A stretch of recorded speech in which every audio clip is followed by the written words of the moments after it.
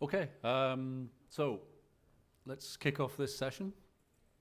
So before I try and explain the title for Paul, I'll just introduce myself. So I'm Mark Little, VP of Engineering for Red Hat Middleware, CTO of Red Hat JBoss Middleware. I've been with Red Hat since they acquired JBoss. I came over with JBoss, and before that, a couple of startups. I worked at HP as well, and at Bluestone, which is where I met Paul and taught him everything he knows about Java. Fortunately, it's not everything I know about Java or transactions. So I'm going to talk about, originally I had it as the future for Java and containers, and I thought, well, I don't want to be so presumptive as to tell you that this is the future. So it's a possible future, hence the A. And the reason I think it's a possible future is clearly we're all, engineers in this room, and we can think outside the box very often, and I'm sure there are other ways in which you can skin this cat. But I'm going to talk to you about how we've skinned the cat and stuffed it, and how we think it's a perfectly formed stuffed cat, and it's the best cat for fixing the Java and container problem. So, quick overview of what you're about to hear. Essentially, how various changes in cloud, hybrid cloud, public-private, have been posing challenges for Java over the last few years. Particular things we've heard today a few times about Kubernetes. It is the K in the name of this conference, and Linux containers. Whether they are really the right environment for Java, that's something we've heard outside of this room for a number of years. And is Java still relevant in a cloud world? And clearly, well, I wouldn't be standing here at a conference that has J in the name, even though we didn't say what J was, Paul. I think we all pretty much know what J is. I wouldn't be standing here and trying to tell you that, it shouldn't be J, it should be G or something else. We, from a Red Hat point of view, and I'm sure you in this room, think Java is absolutely still relevant in the cloud world. And then I'm going to talk to you about Quarkus, which Red Hat, we think, it is a bit of a game changer in the Java for Kubernetes environment. We have optimized it for Kubernetes, which, as we'll see, really pushes an immutable architecture. We make sure it works really, really well with OpenJDK Hotspot. So you may have heard, a lot of the hype around Quarkus, and it's not hype in a negative sense, I should say, is around how you can get native images, which is the other sub-bullet, using Graal VM and specifically Substrate VM. Absolutely something that we want to keep pushing, but we make it very, very clear in everything we do from the get-go that it has got to work on OpenJDK Hotspot first and foremost. So the first few slides I'm probably going to skip through at a fair space, because we've kind of covered a lot of this in a number of the talks this morning. But this is a slide I often have in any of my talks where I was talking about Java is dead.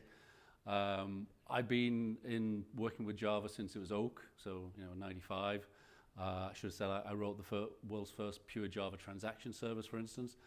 And I have heard that Java is dead probably more times than I've had hot dinners. And at times it gets a little bit infuriating. There's an awful lot of new languages have come on the scene over the years, which are supposed to be the competitor for Java or the Java killer. Well, Java's still here. Some of those languages are still here, and they're quite popular. But I have to say, Java is still probably the most popular and used enterprise language outside of probably the Microsoft domain. And I don't mean that looking at you, Ed. Because Microsoft's a very big Java shop. Very big Java shop, yes, since the acquisition of LinkedIn, for instance, and Minecraft. So actually, I don't think it's dead. Why is Java still important? Well, as I said, it's still like the de facto language for enterprise developers. Huge number of developers who know it, depending on who you talk to, whether it's Oracle or other independent organizations. There are between 7 and 10 million developers out there with Java skills. I've seen numbers go even higher than that, but let's say this is a conservative number. As a very, very large and diverse ecosystem, it's not just a single vendor pushing it, so it's not just Oracle. There's lots of different companies, and many of them are represented in this room.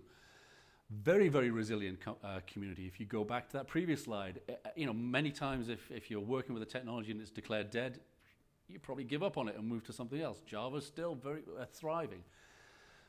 And something really important that we miss, I'm guilty of it a lot. I think Red Hat is in general. I think the wider Java community is in general. Is whenever we talk about how Java itself is thriving, we always, maybe if you're in the Java world, you implicitly know that that really is not just the language you're talking about. You're thinking in your mind about the ecosystem that goes with it, the IDEs, the third-party components that you can immediately go to Maven Central and download to help you develop what you need to do. You're not thinking just about the language, but often when we talk to people who are thinking about whether they should go with Java or Go or Swift or something else, and whether we're comparing, Go as the next language for cloud native versus Java, those individuals are thinking about the language. And we should make sure when we're having those discussions, whether they're internal, whether they're external, that people realize that there may be some really nice new languages that are out there that maybe make things a little bit better than Java does in certain use cases, and maybe over the next 10, 15, or 20 years, they will get to be a Java killer. But where Java is now is not because of the language itself, it's because of the wide ecosystem, and that's what makes Java so dominant today. It's not the language itself, it's everything that goes around with it. And I've always said it's not dependent on a single vendor. And importantly, there's an awful lot of innovation still going, whether it's things like Eclipse Microprofile, various work that's going on with cloud providers, within OpenJDK as well, and this work I already mentioned earlier, Substrate VM. So I think Java is very, very thriving. It's not a stagnant language. Now, to give you an idea of what drove us to develop Quarkus, I think it's important for me to give you a little bit of a history lesson of kind of what drove the development of Java as we know and love it, let's say 5 to 6, 7 years or so ago. So I don't know how many people in this room can go back that far, but distributed systems and client servers started out in the 1960s. In those days, operating systems and languages that you might have been using were very single-threaded. Multi-threading in languages back in the 60s, 70s, and 80s was almost unheard of. You were having to write, if you want to do multi-threading, you were literally having to write your own threading package, probably in C using set jump and long jump. I mean, I did it. I don't know if anybody else did it. And then it was, it wasn't a fairly natural thing to use. But that kind of environment, those kind of machines, drove your application architecture to be very service-oriented.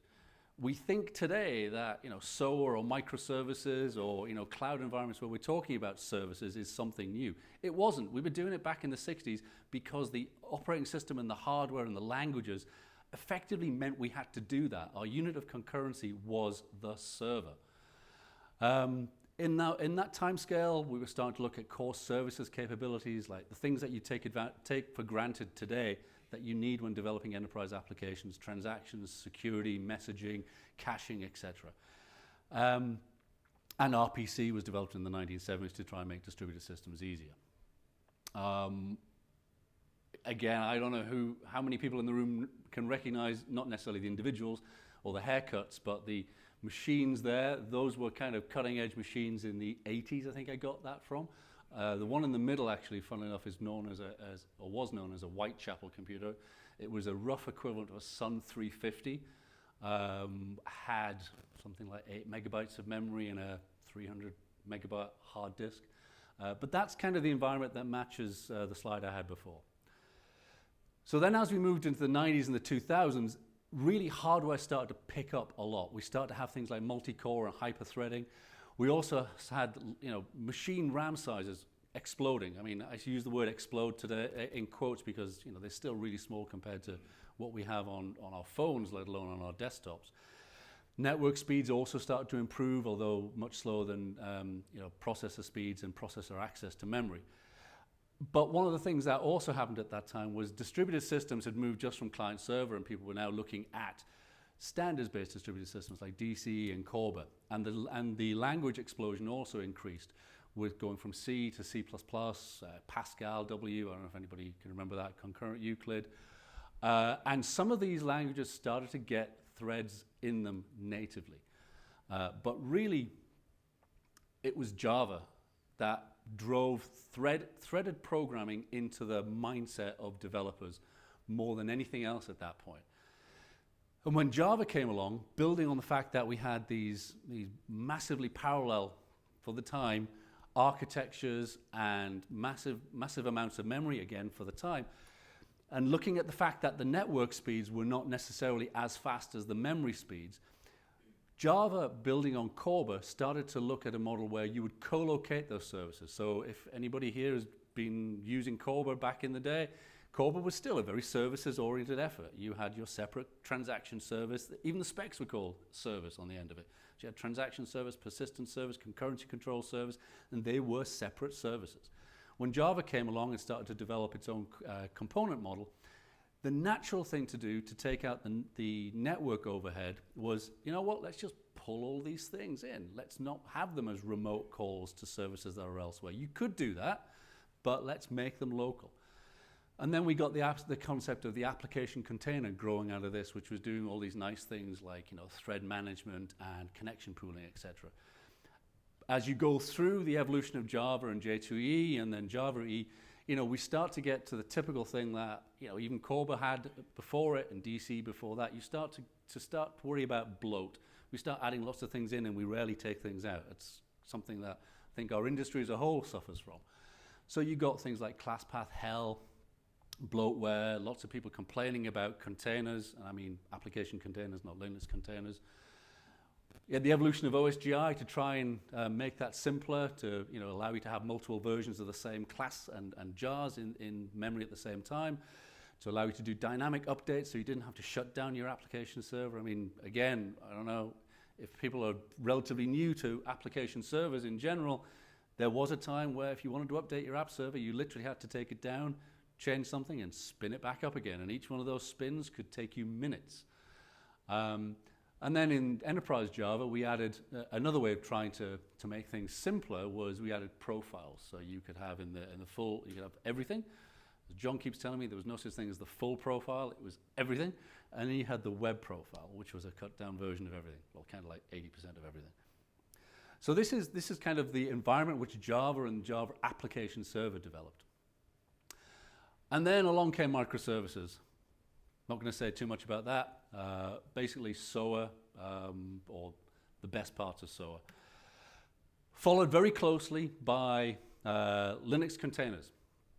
Microservices and Linux containers, which came first? I mean, there were lots of articles about microservices before there were articles about Linux containers, but if you know about Linux containers and C groups, you know that they were actually around a lot longer than people have popularized them. So let's say they came at about the same time. But Linux containers came on the scene and we started to think about how we could use these to develop our architectures and package our applications. And then Kubernetes comes on the scene. We've heard about Kubernetes. I'm not going to spend any time on this except to say that one of the things that Kubernetes really pushed hard is this notion of immutable architectures. Linux containers do not require you to develop with immutable architectures. If you use Linux containers outside of Kubernetes and you spin up a Linux container and you make changes to it, I encourage you to go and look on your disk and you will see that another version of that container has been created and you can spin that one back up later on with the same state change. Kubernetes does not allow you to do that. Kubernetes works on the assumption that the image is completely immutable, stateless if you like, and it can use that to tear it down wherever it's running from and spin it up elsewhere, and it won't matter if there was state there because that state wasn't needed. You have to do your state management off the container in that case. But this, in fact, probably the immutability aspect is one of the biggest things that's changing the way in which we're thinking about Java. So, the Java problem. Hopefully, I know I've gone through this a bit quickly, but you'll get the idea that really Java was developed for throughput at the expense of footprint.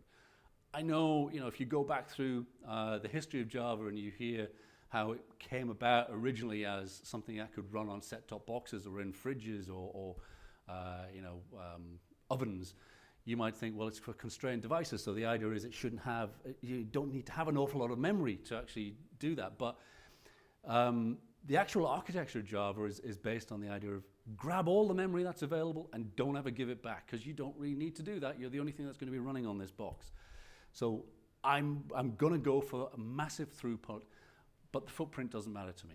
It really is also intended for long-running applications. So if you look at OpenJDK, this is another reason why, if you're looking at long-running applications, whether you're looking at Golang or Swift or any other language, probably OpenJDK is still going to beat those apps hands down over the long term, because the amount of work that's gone into optimizing the JVM is thousands or tens of thousands, possibly hundreds of thousands of man-hours to make that system work extremely efficiently as the amount of time that it's up increases. Dynamic behavior, really, as I said, with OSGI, we have it in JBoss Wildfly. I'm sure other application servers also have it, where you add more and more infrastructure into the app server to allow you to dynamically change the state of the app server by swapping out one version of the transaction servers and swapping in another one without having to shut it down. That doesn't come for free. That's actually quite a lot of work that needs to go into that. All of these things kind of go against what we're trying to do with Kubernetes and with cloud native. And Java is absolutely trying to pivot. There are a number of initiatives that have been going on. Some of them a little bit more towards the cloud native than others, like the module system, aka Jigsaw, ahead of time compilation, Graal, etc. But whereas these address the JVM and they're needed, they don't necessarily address the frameworks. And when we start to think about what we needed to do within Red Hat to get something which was more cloud native than was probably out there already, we were looking at all these. We participated in Jigsaw, we've been looking at Graal and other things that came even before it, which I'll touch on later on.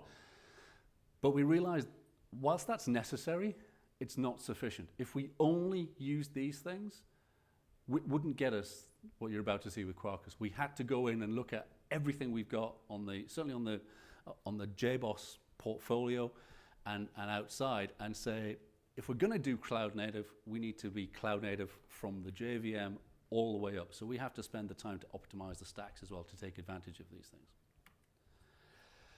So this is just to give you another example of the Java problem. So you've got your container platform down there. I don't know how many of you have heard this. You could substitute other languages. It doesn't have to be Go or Node. It could be Swift that's in there. But with a traditional OpenJDK-based stack or a Java VM stack, or maybe even an Azul could be in the picture, these nodes are meant to be identical. So, same amount of memory, same amount of processor, etc.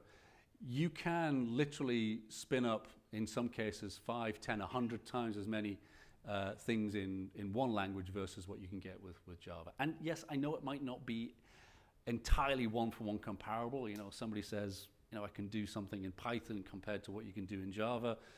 Try and do enterprise Python, it's actually very, very different to trying to do enterprise Java. But essentially, this is the problem that we're trying to tackle when we're also trying to convince developers, A, they shouldn't run away from Java, and B, they should consider it if they're not on it already. We have to be able to show them that it competes with Go and Node or with Swift. And it's not in this, it's old, fuddy-duddy 20th century language and 20th century stacks. So why does the footprint matter? Hopefully it's pretty obvious by now, but we certainly want to get more throughput. But Kubernetes is actually pretty good at spinning up more instances to get you more throughput. Memory footprint is the biggest problem. That's what you typically pay for. Whether you're paying for it by the second or by the hour or by the day, it's often based on how much memory you're consuming for how long. Microservices, as we're talking today, in some of the talks about, you got your monolith and you now kind of want to break it down into individual microservices. Whether it's one monolith or 20 microservices, if those microservices are big in itself, then you're taking one monolith and you're getting 20 slightly smaller, but in some probably bigger monoliths.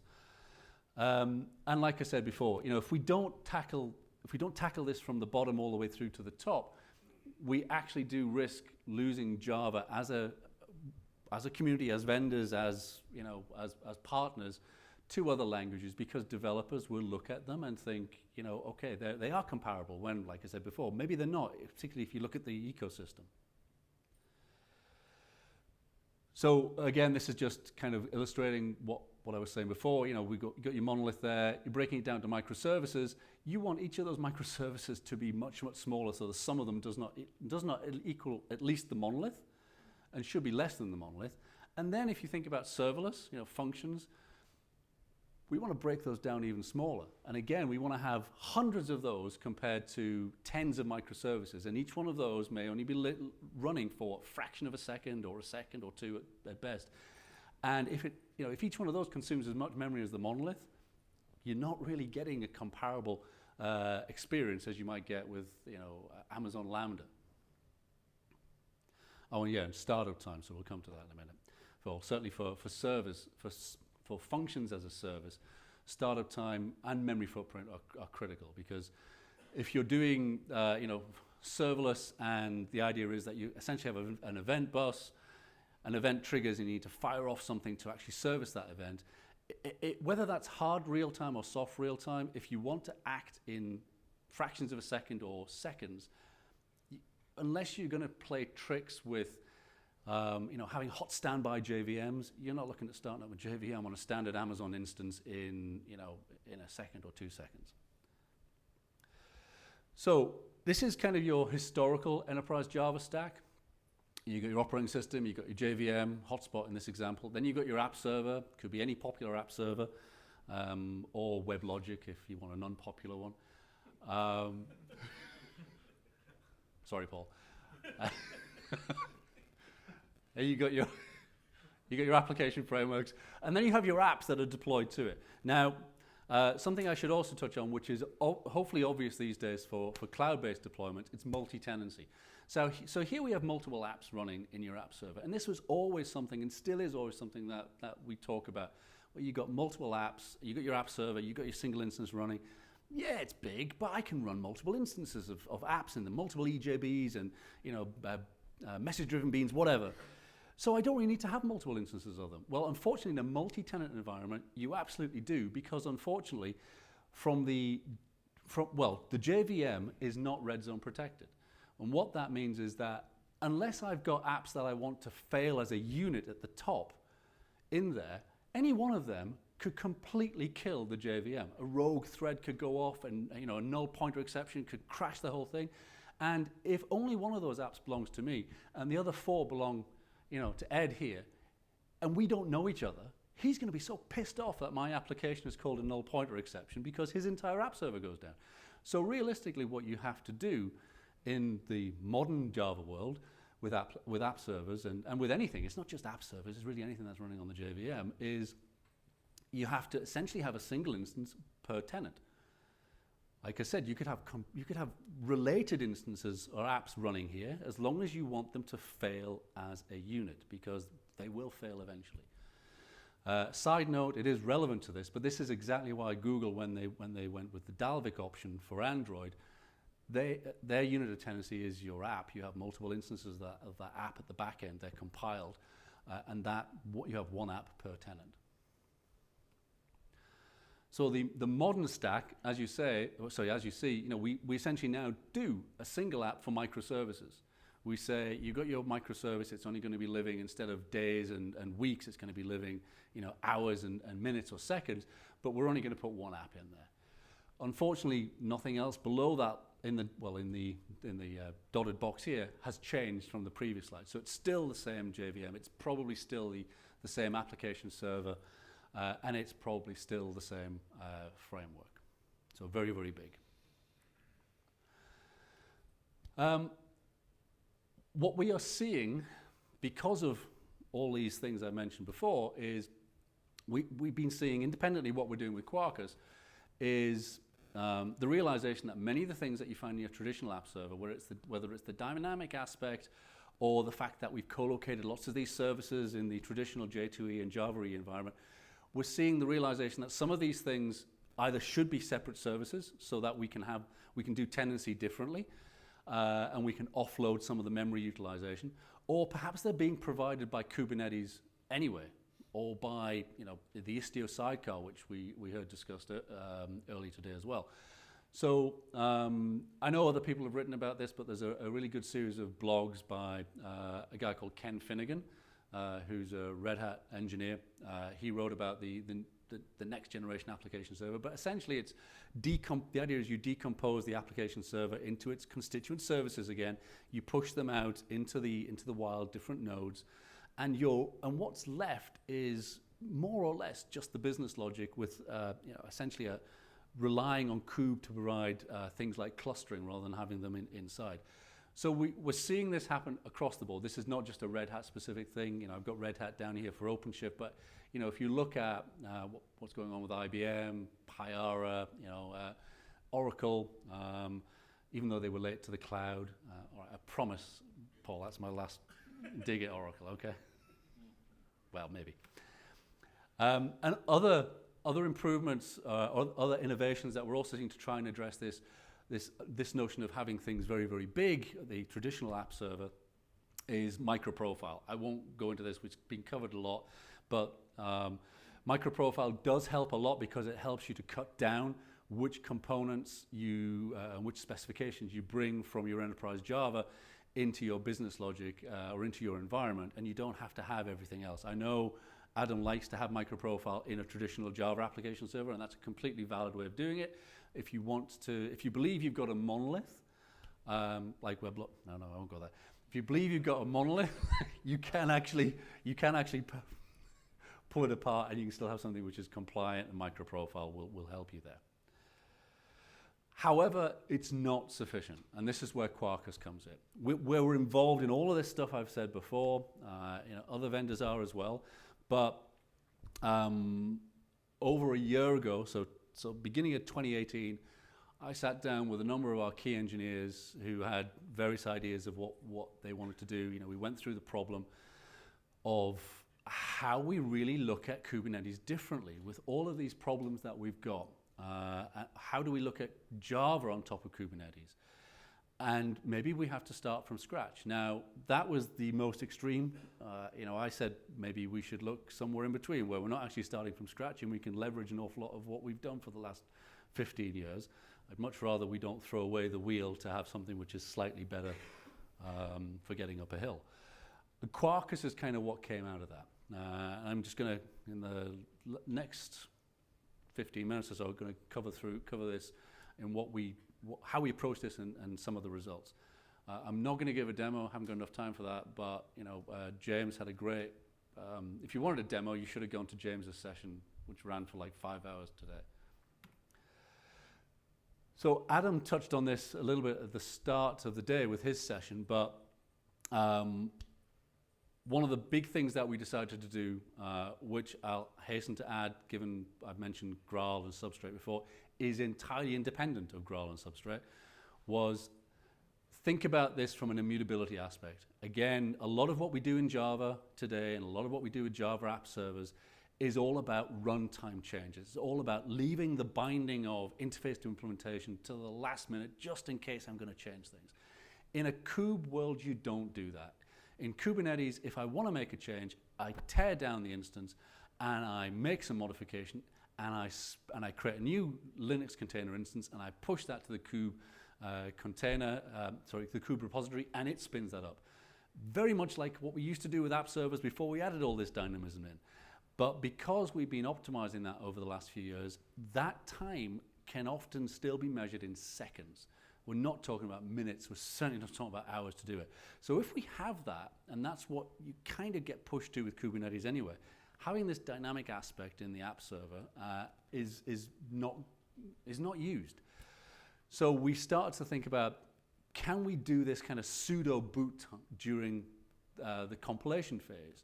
We effectively spin up the instance, and then so depending on your heritage, you'd say you either pickle it into a serializable format, or you serialize it, or you create an instance, an image of it at that point after compilation, and then later on that's what you run. And when you run, it doesn't do any of this stuff anymore. It's done all the config, it's done all the binding at compile time. At runtime, you are literally just spinning it up, and the image is what was created at compilation time. So that's an awful lot of what Quarkus does as well.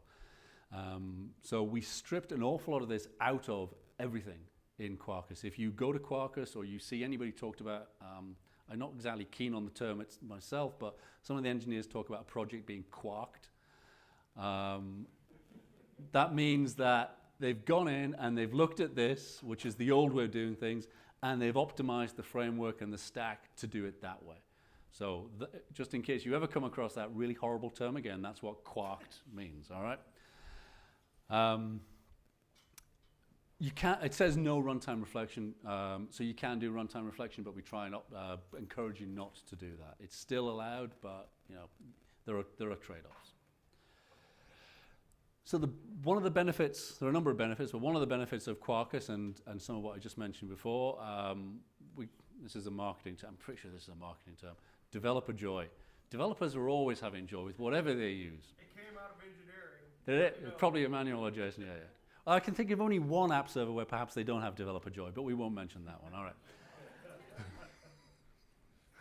right.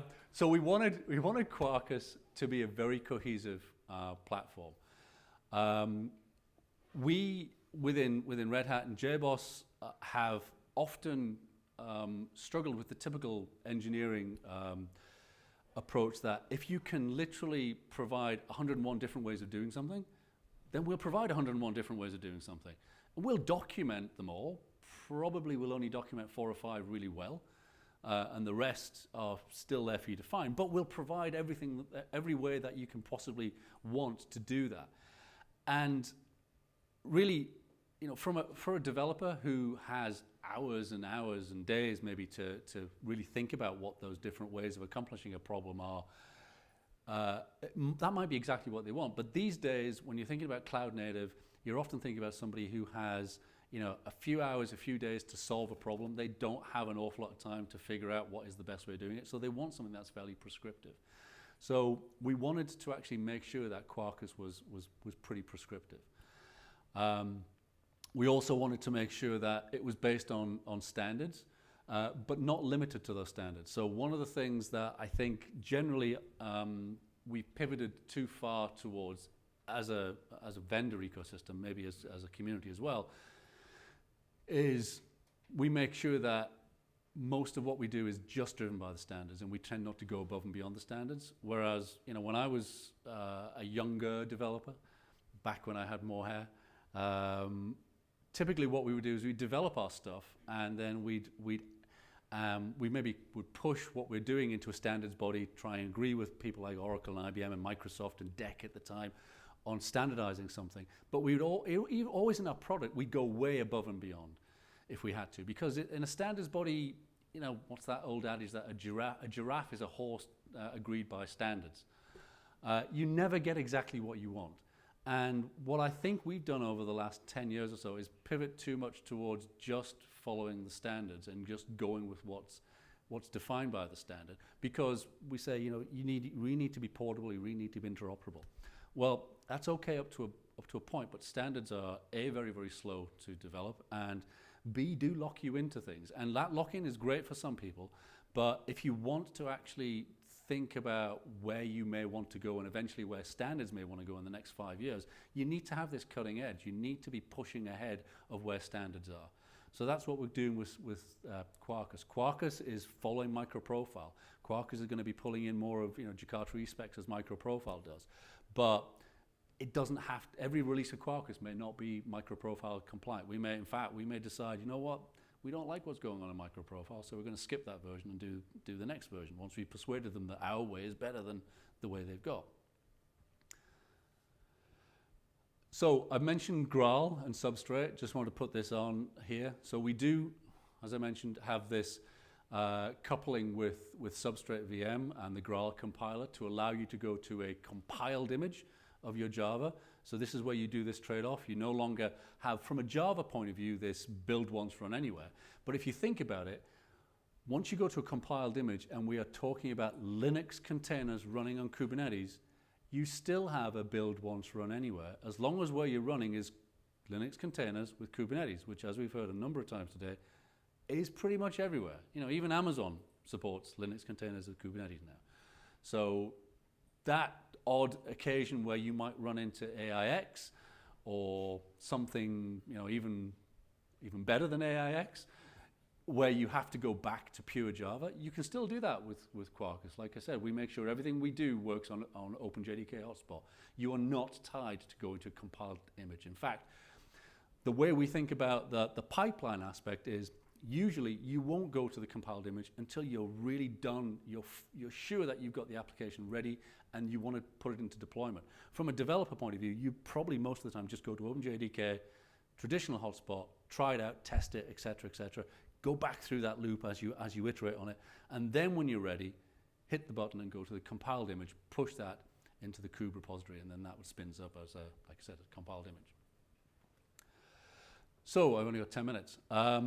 These are some examples of what we got from a memory utilization perspective with Quarkus and Substrate. So this is the compiled aspect. A typical REST application, and this is not just, you know, doing a no pull put or get. This actually did have a little bit of meat on the bones, and all of these examples are available on the Quarkus GitHub repo. But we can get a REST application down to 13 megabytes.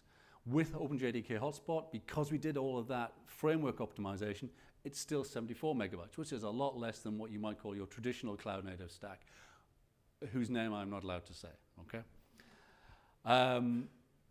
Similarly, you throw a bit of CRUD in there, it only goes up to 35 meg with a compiled image, 130 meg with OpenJDK hotspot. You know, almost twice as big than that in a traditional cloud native stack. So we've kind of gone to this situation here, which is exactly what I was trying to say. We now have a situation where you can have if you want, you can have your old traditional cloud native or enterprise Java, whatever you want to say, node here with your like 4 instances perhaps. You've got your Node.js there, you've got your Go instances at the far right, and then not quite in the middle, but you know, next to Go, you've got Quarkus. And it is, if you look at, again, if you look on the websites and you read the various blogs, it is now getting to be comparable with Go. We have gone into customers who've asked us to come in and demonstrate Quarkus, and you know, I should have said John there is product manager for Quarkus. But we've gone in, they've asked us to come in and talk about this, and on at least 2 occasions, completely independent companies, they've turned around and said, you know, we were spinning up a group to go down the Go path and rewrite everything in Go. We're not going to do that anymore. When can you have this as a product? We want to stay with Java because we've trained up over the last 15 years so many of our developers to know Java. We would like them to stay on that. Startup times as well, like I mentioned before, certainly for serverless is critically important. With GraalVM, you know, the REST and REST plus CRUD examples we saw earlier, starting up literally sub-seconds with Graal, and still sub-second with OpenJDK hotspot. Same with CRUD. It doesn't really move much in terms of whether you're adding CRUD in there or you don't have it in. It's still pretty fast. And we think we can get even faster the more that we optimize. And I should mention on OpenJDK side, because we're the second biggest contributor on OpenJDK outside of Oracle, we think there are further optimizations we can do in there, just on OpenJDK. We heard earlier, I can't remember, I think it might have been Paul actually, who mentioned about, this is a positive thing, Paul, all right? Mentioned about event-driven microservices. We agree with you entirely. Event-driven microservices are a thing, and they're the way in which we think a lot of microservices should be going if they're not already there. We've been working with in the reactive and async environment for a number of years with Eclipse Vertex, for instance. So what we've done with Quarkus is we've tried to unify these. We're not rewriting this stuff from scratch again. Like I said, we've looked at our existing portfolio and tried to optimize it. So from a reactive perspective, we use Vertex as well. Obviously, if you don't want to do reactive. You don't have to. With Quarkus, we allow you to pick and choose, and we're trying to come up with a model that is not so far out there that you have to change your mindset too much. We found that even with Vertex that it does require a change in mindset to get it right, and that's because that it is very, very different. But what we're trying to do with Quarkus is again find that nice medium position where most people can do this without having to dive down into the lower level details of Vertex. This is just an example of some of the frameworks that we've quarked. My favorite, Narayana, isn't on here. It should be on here because I did that last summer. That's the transaction project, by the way, in case anybody was interested. It's the most important one in the Quarkus portfolio. But yeah, so this is just a subset. But like I said, we spent an awful lot of time, probably as much time, if not more time, on optimizing the frameworks as we have on ensuring that we can work with Substrate. So just in conclusion, and then just in case there are any questions, you've got 5 minutes. I think this kind of summarizes where we came from. You know, like I said, we publicly announced Quarkus March this year. We've been developing it internally for over a year before we publicly announced it. Even many people within Red Hat didn't know about it because I didn't want the sales guys to suddenly go off and sell it, as they tend to do, even before it was ready. But we agreed, you know, our problems now are not the problems we had 10 years ago. But that doesn't mean to say that Java is not important and that many of the projects that we've grown up and used are still not usable in this new environment. But we can't expect them to work out of the box in this new environment, certainly not in this immutable environment that you know, Kubernetes is pushing. We've got to consider making certain trade-offs. This doesn't mean that your traditional app server, where you're running it for a long time and you are making changes to it, is obsolete. There are still environments where you want to run that. Not everybody has moved to the cloud, and even in the cloud, you'll be running these applications because of the lift and shift. So this is not obsoleting existing application servers, and it's not obsoleting OpenJDK. What it is saying is, though, if you want to go that extra mile, and certainly you're going down the microservices route, this is something that you should absolutely consider re-architecting yourself. Even if you're not going to use Quarkus, really think about re-architecting and taking advantage of immutability. And again, you know, I've mentioned this several times, but one of our key reasons for doing this was we really do believe that there are so many people out there with Java skills that if we can keep them using and being productive in this cloud-native environment, then why shouldn't we? And this isn't, I'm not banging any new languages, I'm just saying, you know, I've been there and done it a number of times. The world doesn't need to stop and reinvent itself in Go or Swift or whatever and then start up again 3 or 4 years later, if there's something which is good enough now. Right. Any questions?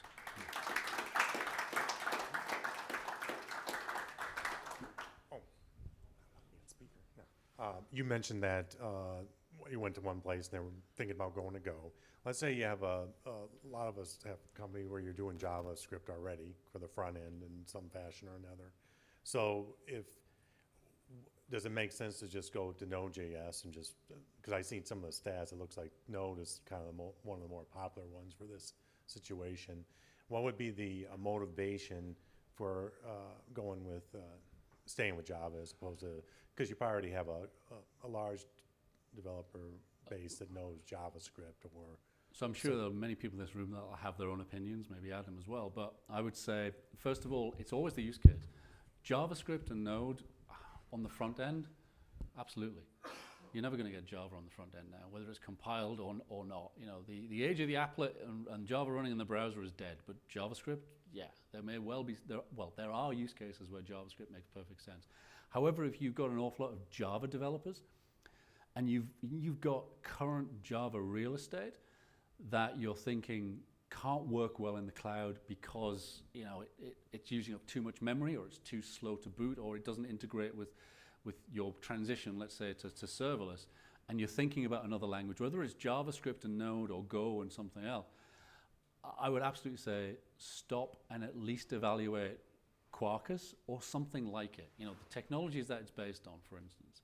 Stay on the Java train. You've got those skills. Your engineers probably understand Java a lot better than they do a new language at this point. And Just for the front ends, what happens right now is we are actually killing JavaScript frameworks and we're moving NPM for building front ends and just focus on web standards. We have nothing in the pipeline because running Node.js in a Jenkins pipeline is really painful within an enterprise. You have to set up proxies and whatever. And if you have nothing, there's just plain ES6 modules, let's say, with web components, web standards, you don't need anything, you know? This is very easy to set up. So what I see is this Node.js disappears a little bit from the front end as a build tool, NPM tool. I'm trying to see, understand, because we use it. Yeah, no, but all browsers are compatible right now. That there is no frameworks needed anymore, and you can do web components, you know, lit HTML and stuff like that without any transformation, transpilation, whatever. So you don't need the whole tooling in the pipeline to build the front end. So that's what I'm observing. The JavaScript developers don't like Node anymore because this is not necessary. So we're coming back, you know, full circle from Angular to just web standards because I don't know whether you started an Angular project. It takes half an hour, you know, if you don't have a virus scanner, to install the dependencies. And this is what happens in enterprise. They are sick of, you know, migrating from one Angular to another version. They just would like to focus on the front end. So this is what I'm telling you, that the Node.js becomes less appealing in the front end, regardless backend. Okay, time is up, but I think if anybody has I'm happy to stand here for another 15 minutes if people want to ask a question. Yeah. Okay, fairly small question. What's the timeline for this? Is it going to be ready for production use soon? People are putting it into production now. So what's the risk in production then? So the biggest risk is Substrate VM itself at this stage. It's not productized by Oracle. I know they have a Graal Enterprise Edition, but you have to pay for that. There's no open source version that's fully on the enterprise compatible list. When we put out a Quarkus product, which we will be putting out a Quarkus product, we will be productizing everything like we do with OpenJDK. You know, we don't rely on Oracle, for instance, these days to say to customers, go and get the JDK from that. We will be productizing everything. So at the moment, that's probably the biggest risk for anybody putting any of this into production. Okay, I'm around. Just 1 second. Oh, Jeremy.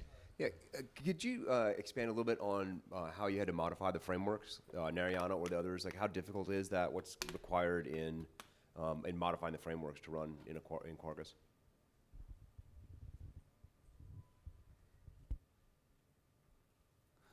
A lot of that. So checking where things parse config files, checking if they do them, as a lot of them did, after the boot phase, and sometimes a while after the boot phase, and then redoing it, as in checking quite often, which in a Substrate compiled space won't really help. Class loaders in general with Substrate are a real pain in the backside. And in fact, one of the things that we did do, which is probably not as obvious these days as it was a year ago when we started it. So Quarkus originally was called Thornfly.x, then it got called Protean. In Protean, there was a framework called Shamrock, and Shamrock was and still is a layer that sits above Substrate that isolates you from all of the things Substrate won't let you do at all or very naturally, like still doing reflection and class loading. So Shamrock allows you to do that, and it hides all the horrible details that Substrate doesn't. And we spent an awful lot of time actually probably working on Shamrock to make it very, very easy for developers, like say the Narayana developers or the Artemis developers or anybody else, to not actually have to know too much about Substrate. You just had to know what Shamrock was going to do for you, and that really was not too much. It tried to, again, abstract away a lot of this. So Shamrock really made it very, very easy to take most of our projects, and to a degree, the developers didn't even know they'd been quarked. I mean, when I was doing the transaction stuff for Christmas, not Christmas, for summer last year on my vacation. We didn't have Shamrock at that point, or we were pushing developing Shamrock. It was a pain to do the transaction stuff because it does a lot of on-the-fly class loading, multiple class loaders, different thread-based class loaders. And then Shamrock came along, Shamrock evolved to incorporate this, and then an awful lot of the changes I was trying to put into Narayana just vanished. They didn't need to be changed. They were tackled at the Shamrock level. Yeah, and Quarkus offers the framework extension, so Yes. anybody actually could quirk. If you have a library or application that you want to quirk, you can follow. Is a well-documented process on how to do that. Yeah. Take advantage of Quarkus. All right. Thank you. Thank you very much.